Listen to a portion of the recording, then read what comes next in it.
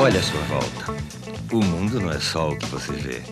Existem muitos sentimentos, desejos, emoções, lembranças que nem sempre a gente percebe, mas que atravessam e determinam as nossas vidas.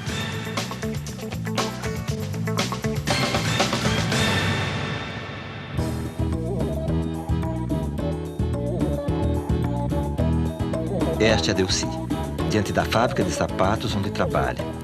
Todo dia ela chega às 5 da manhã em ponto para começar o serviço. Durante as 9 horas e 48 minutos que permanece na fábrica, ela produz em média 160 pares de sapatos.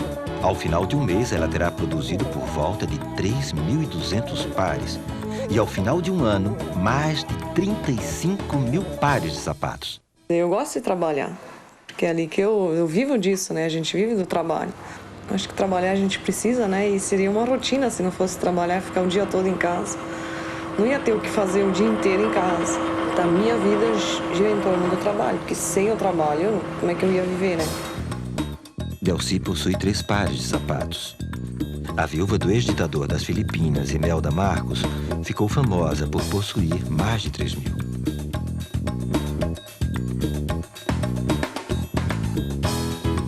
Você está vendo 3 lugares onde pessoas se conhecem diariamente. Uma praça em Porto Alegre, um bar em São Paulo e uma praia no Recife. A primeira pergunta que você faz quando conhece alguém geralmente é... Bom, em geral, eu pergunto o nome da pessoa. Pergunta o nome. Como é seu nome? Pergunta o nome da pessoa. Qual o seu nome? E uma das próximas perguntas, com certeza, será... Saber a profissão dela, o que ela faz, o que ela gosta de fazer. Ele fala, tudo bom, né? Você tá fazendo aí, tá trabalhando, não tá fazendo nada, né? E depois pergunta lá, você trabalha em quê? O que é que tu faz? Tu trabalha onde? Porque eu sou muito comunicativo, eu sento e já pergunto pra pessoa, e daí, como é que tá? Tu tá bem? Onde é que tu mora? Qual é o seu trabalho? Várias pessoas, por vários motivos, estão interessadas em saber qual o seu trabalho. Quando você faz um cadastro em uma loja, hotel, quando faz matrícula, quando abre uma conta no banco e até quando responde a uma pesquisa como a nossa. Eu acho que o trabalho dignifica, assim, o homem. Eu me sinto muito bem, eu gosto do que eu faço, sou doceira, me divirto com todas as pessoas, sou muito alegre. Gosto, razoavelmente, porque tem a oportunidade de conhecer um mundo diferente do que a gente vê. Eu acho que é importante para uma pessoa ter uma atividade que não necessariamente seja um trabalho, né? Se essa atividade for uma atividade remunerada, seria perfeito. Acho que isso é papo furado. Acho que o trabalho enche o bolso do homem e é um passatempo para não ficar doido. Eu acho que quando você faz uma coisa que você gosta, dignifica, porque você tem um caráter formado, você tem uma vocação, então você está fazendo uma coisa que você curte, então o tempo é bem mais rápido. Por causa do dinheiro também, né? Você tem necessidade de consumir, você tem que ser um cidadão integrado com todas as coisas da sociedade. Trabalhar é o que te remunera, é o que te dá, de certa forma, uma vontade de viver. Muitos dos cadastros que você preenche no seu dia a dia vão para uma empresa de digitadores como esta aqui.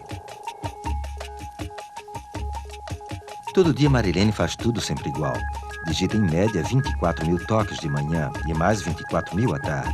São 133 toques por minuto e 8.000 por hora. Em um ano, digitará 10.560.000 toques. Você lembra do que digita? Às vezes, sim. Quando a gente fixa a atenção, né, a gente lembra. Eu não consigo me divertir no trabalho, porque exatamente devido ao tipo de trabalho, né, tu tem que ter atenção. Se não tiver atenção, eu acabo errando. Não, mesmo que eu estivesse na loteria, eu acho que eu continuaria trabalhando. Talvez não no mesmo ramo, né, mas não me imagino sem trabalho. Gosto do meu trabalho e eu acho um serviço fácil, né, não precisa de grandes esforços. Embora tenha um problema da tendinite, né, devido ao serviço repetitivo, podemos ter vários problemas. Uma vez um funcionário de outra empresa de digitadores teve um problema de dor extrema na mão por causa dos esforços repetitivos. Não pôde trabalhar por 3 semanas. Uma trabalhadora de outra fábrica de sapatos ficou com trombose nas veias das pernas por permanecer muito tempo de pé. Ficou um mês sem poder voltar à fábrica. Graças ao trabalho, não precisaram trabalhar.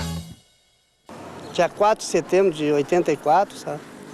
E era de manhã, 9 horas da manhã, quando aconteceu o acidente. Eles estavam para pintar o carro de combate no Exército e eles pediram para mim baixar as tampas de escotilha, né? Só que na época eles tinham passado um líquido em cima. Quando eu subi na frente do carro, como eles tinham passado, eu estava de pé. Quando eu tirei a tampa, que era pesada, tirei o calço com a esquerda, né? Porque eu tirei o calço, eu resbalei os pés. Aí eu tirei a direita e a mão esquerda ficou e a tampa pegou em cima. Aí atorou os dedos, aí eu tive que... Entrei para dentro do carro, peguei a ponta dos dedos. Na época foi difícil mesmo. Eu não posso tocar violão, eu não posso... Muitas coisas eu não posso fazer com a minha mão, né? Quando eu lembrava de, perdi a ponta dos dedos, o que eu vou fazer agora? A LER, as lesões por esforços repetitivos e os acidentes de trabalho são fatores de visibilização de um processo de trabalho, né? Então é como se visibiliza no corpo de quem? Do sujeito, do trabalhador. Eu sempre me lembro de um digitador que me falava da dor normal do trabalho, né? Então quando ele diz a dor normal do trabalho, significa que para ele trabalho está necessariamente associado à dor. Por que será, né? Na empresa de Marilene trabalham muitos digitadores. Você consegue adivinhar qual deles não dormiu bem esta noite porque o filho estava doente? Na fábrica de sapatos de Delcy trabalham diversas pessoas. Você consegue dizer qual delas está apaixonada? Ou preocupada com um time de futebol que vive perdendo? Ou então simplesmente de mau humor? Quais anseios, sentimentos não pertencem ao mundo do trabalho? E quais problemas, afetos vêm do trabalho para a vida pessoal? Isso tudo faz parte da dimensão subjetiva.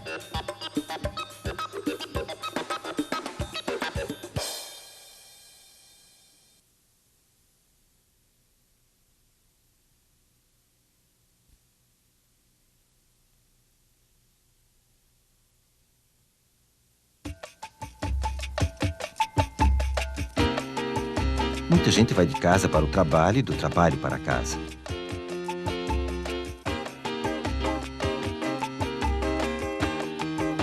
Mas tem vezes que a casa vai parar no trabalho e o trabalho vai parar em casa.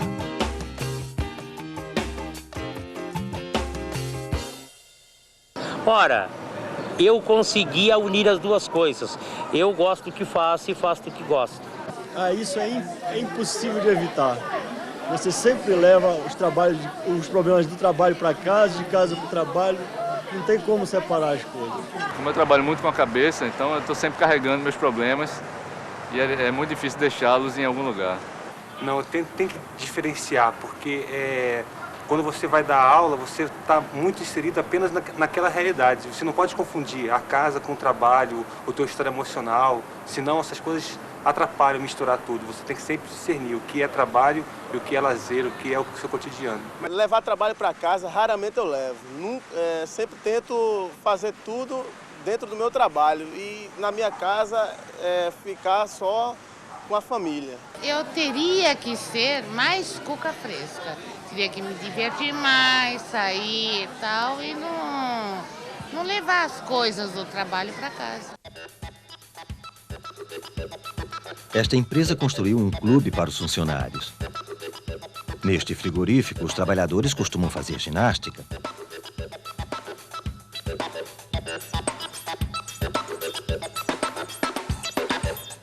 E esta empresa de telefonia dá palestras sobre humor. Assim, os trabalhadores podem se sentir em casa.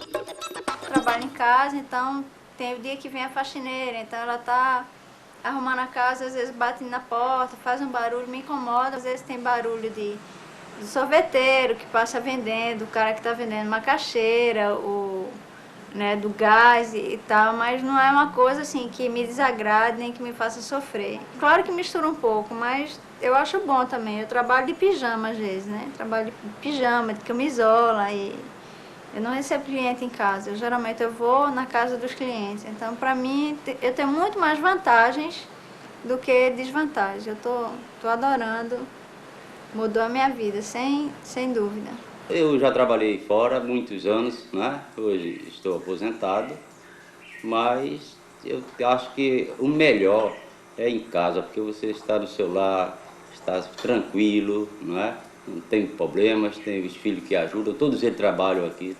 Bom, no meu ponto de vista, as vantagens que se tem de trabalhar em casa, seria um dos pontos mais fortes, seria a união entre a família. A parte doméstica deixa um pouco a desejar, porque nas horas que estamos em fazer as refeições diárias, geralmente sempre entra 1 ou 2 clientes que querem ser atendidos naquela hora. Apesar de você trabalhar um pouco mais tarde, você já está em casa, mas quando está tudo normal, tudo ok, tudo funciona bem. Mas então qual é a diferença entre casa e trabalho?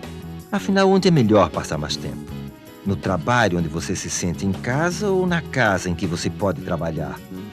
Nem sempre é fácil separar as coisas. Você consegue ver alguma coisa errada com este homem? Ele pode estar doente e você nem perceber. Nem sempre está na cara ou no corpo.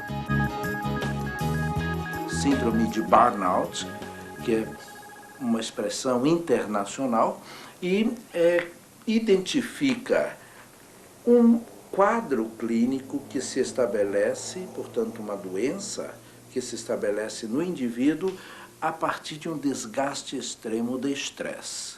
Ela é uma síndrome que acontece em qualquer profissão. Burnout quer dizer queimado em inglês. E quem tem esta síndrome se sente como que queimado por dentro. Apatia, desilusão, frustração profissional são alguns sintomas desta doença. Trabalhar é muito bom, trabalhar é necessário. Trabalhar pode até ser mesmo trabalhar muito. Mas precisa estar na mesma balança o desfrutar a vida com a mesma intensidade. Eu tenho 49 anos e 2 infartos nas costas. Bom, eu estava numa sexta-feira de carnaval, à beira da piscina, tinha acabado de comer uma bela picanha com muita gordura e de repente veio uma sensação de uma facada nas costas. Eu nunca tomei uma facada nas costas do lado esquerdo, com muita profundidade. Eu diria que hoje eu me relaciono melhor com o trabalho, mas dizendo a ele, olha, trabalho, você vai até onde eu deixar. Depois, um abraço, você fica quietinho aí, trancadinho na gaveta. No dia seguinte eu mexo com você. Então não tem lição de casa. Eu hoje não levo o trabalho para casa. Eu não levo o desaforo para casa. Chutar o balde é uma expressão popular que significa, entre outras coisas, mudar radicalmente de vida, não importando os riscos. Stélio chutou o balde aos 43 anos de idade, com 2 filhos pequenos, e foi ser pintor e restaurador. Eu trabalhei no mercado financeiro, acho que mais de 15 anos. E você naturalmente quer saber por que eu desisti, né? Eu sempre tive vontade de desistir, eu não gostava de trabalhar naquilo. Mas foi assim, eu arranquei um telefone, abandonei o mercado de capitais, primeiro desliguei os telefones do escritório. E uma coisa engraçada, eu achei que desligando alguns telefones, eu cortava o meu cordão umbilical com aquele negócio, sabe? Parecia que eu tinha algumas toneladas nas costas no dia seguinte, acordei leve, bem, entendeu? E muito melhor, foi ótimo. E eu acho que felicidade não tem dinheiro que pague, né? Muitas vezes o trabalho exige mais do que apenas o trabalho. Qual é o limite?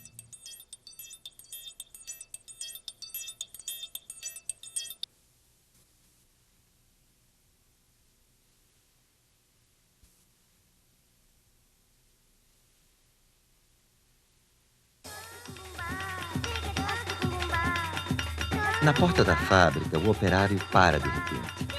O tempo agradável o puxa pela manga. E quando ele se vira e encara o sol tão vermelho, tão redondo, sorrindo no céu metálico, ele pisca para o sol com familiaridade. Diga-me, por favor, meu amigo sol, não lhe parece estupidez dar um dia como este a um patrão? Era uma vez uma fábrica na cidade de Criciúma, Santa Catarina, que produzia carvão mineral. Ela se chamava Companhia Brasileira Carbonífera de Araranguá e tinha 1.100 funcionários. Em 1986, esta fábrica foi à falência. 880 dos trabalhadores resolveram então assumir o controle da empresa e continuar a produção. Ela hoje se chama Cooper Minas e produz 22 mil toneladas de carvão mineral por mês.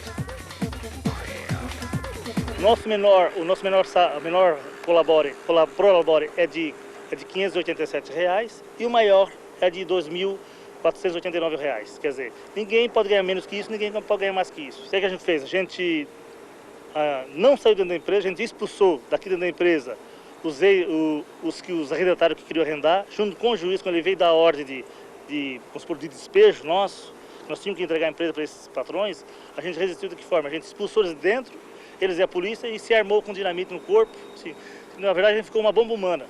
Se eles viessem, a gente se explodiria com a empresa e com quem estivesse ao nosso redor. Quer dizer, hoje o setor não vive sem a nossa empresa, porque a gente senta na mesa junto com os patrões normais, como um empresário normal. A gente sente que aqui eles produzem mais, eles dão mais de si, eles têm a empresa como deles, realmente. Isso a gente consegue passar e a gente consegue sentir deles. Comecei na empresa como torneiro mecânico, hoje já estou como presidente. Todos nós temos condições de chegar onde eu cheguei. Quando acontece um acidente na mina, a empresa incorpora o trabalhador, as necessidades que ele precisa, medicação, médico, operação. Então é diferente, é totalmente diferente de outras empresas. Esse processo de cooperativa, pelo menos eu posso falar da Cooperminas e CBCA, é muito melhor do que a antiga, isso não tem dúvida. A diferença é muito grande, né? A gente cooperativa tem mais liberdade de se expressar, de conversar, até discutir mesmo, brigar. A história da Cooperminas ainda não terminou. E existem muitas outras fábricas com muitas outras histórias que se modificam diariamente. Esta foi apenas uma delas. O Classificados é a parte do jornal onde ofertas de emprego são anunciadas com breves descrições das qualificações necessárias. Mas será que para entrar no mercado de trabalho não é necessário mais do que isso? Apenas uma das pessoas nesta sala de espera será escolhida para o estágio em uma empresa globalizada líder em química de especialidades. Pedro cursa Engenharia Química, tem conhecimento em informática e em inglês. Juliana cursa Engenharia Química, tem conhecimento em informática e em inglês. Marcelo cursa Engenharia Química, tem conhecimento em informática e em inglês. Todos os candidatos estão aguardando ansiosos a última etapa da seleção. A entrevista. No modo de agir numa entrevista, eu já li algumas coisas, mas para ser sincero, essa é a primeira entrevista que eu faço. Eu tenho uma tática que eu uso assim em entrevista, é falar alguma coisa engraçada assim logo no começo, porque daí eu relaxo, entendeu? Então eu falo de time, ou falo alguma piadinha, assim, que você sempre no começo das entrevistas tem que se apresentar.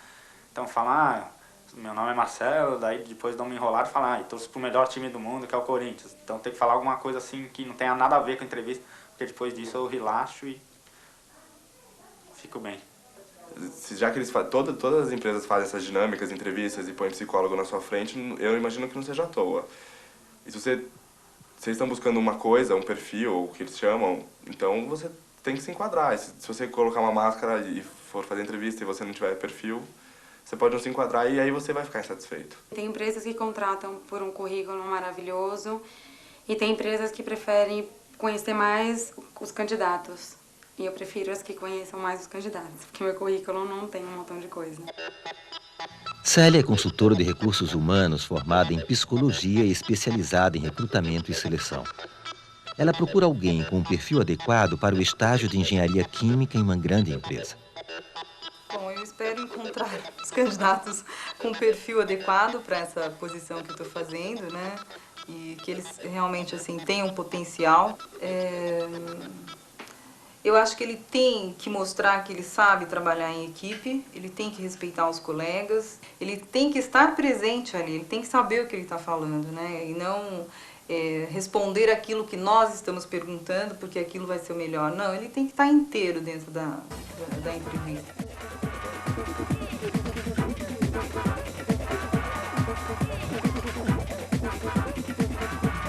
Pedro foi o grande escolhido entre aproximadamente 100 candidatos para trabalhar em uma empresa globalizada líder em química de especialidades.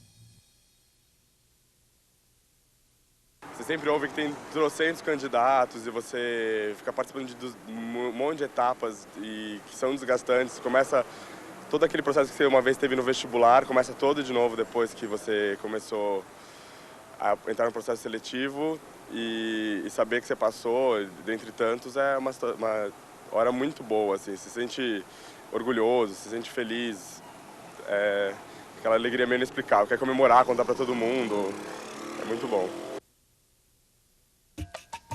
O Classificados é a parte do jornal onde uma oferta de empregos é anunciada com apenas algumas das qualificações realmente necessárias.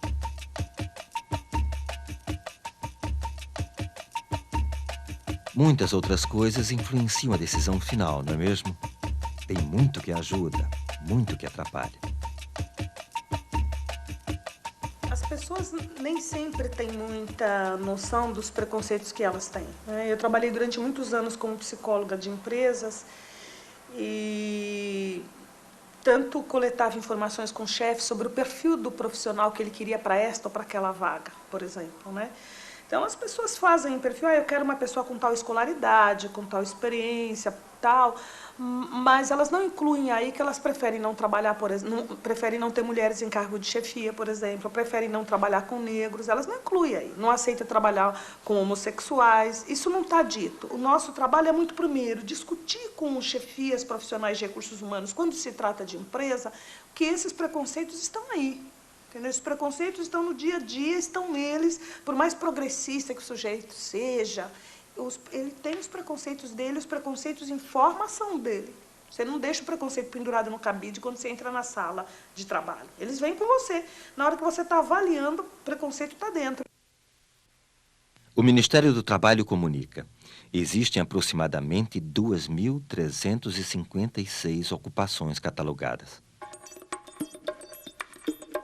Quem decide quais dos seus sentimentos, valores, emoções fazem parte do mundo do trabalho? A. Você. B. O trabalho. C. Você vive para o trabalho. D. Você trabalha para viver. E. Todas as respostas anteriores. O trabalho se tornou central em nossas vidas, mas muitas vezes não valorizamos o que cerca e constrói esta relação. É a dimensão subjetiva que modifica diariamente a nossa vida e a forma como vemos o mundo. Que tal falar mais sobre isso? Você pode não saber, mas tem gente se dedicando a este assunto. E faz toda a diferença. Muitas pessoas trabalharam para realizar este programa e nem todos os nomes puderam estar nos créditos. Para que este programa fosse concebido, foram horas de trabalho de aproximadamente 10 pessoas.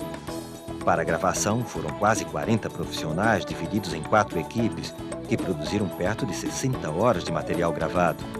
Este material foi editado durante quase 50 horas e finalizado por mais 24 horas. Durante todo o processo, direta e indiretamente, houve o trabalho de aproximadamente 130 profissionais. Deu um trabalho, mas valeu.